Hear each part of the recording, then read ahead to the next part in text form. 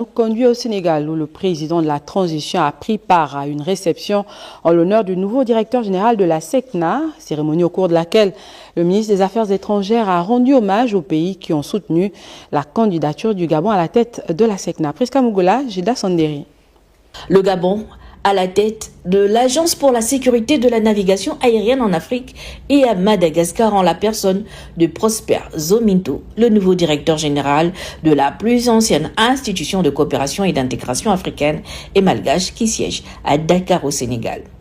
Profitant de son séjour, le chef de l'État, le général Brice Clotaire Oligui Nguema, a offert une réception en l'honneur du promu en présence des représentants du gouvernement sénégalais, du corps diplomatique, des partenaires au développement et autres organisations internationales.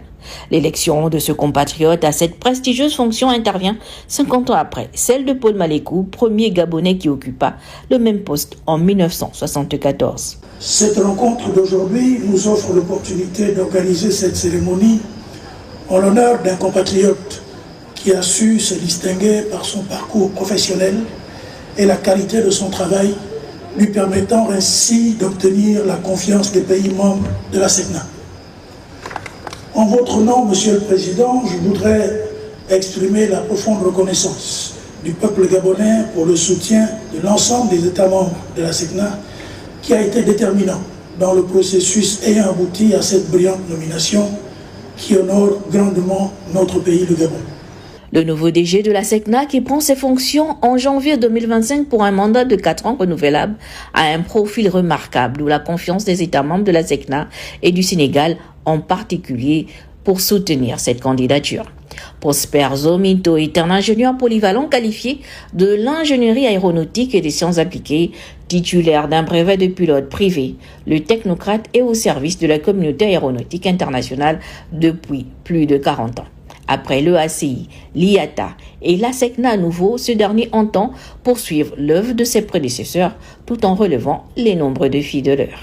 Ce mandat sera placé sous le sceau d'un recentrage. La SECNA, c'est un outil précieux. Non seulement elle a inauguré la gestion coopérative des espaces aériens dans le monde entier, avant l'Europe, avant l'Amérique du Sud, mais aussi elle contribue à soutenir le transport aérien en lui offrant la sécurité dont elle a besoin et en soutenant le développement économique et social de nos nations. La SECNA regroupe 19 États membres. L'institution a la lourde mission de veiller sur la sécurité et la sûreté dans l'espace aérien de ces pays. Cette nomination intervient au moment où notre pays déploie progressivement sa nouvelle compagnie aérienne.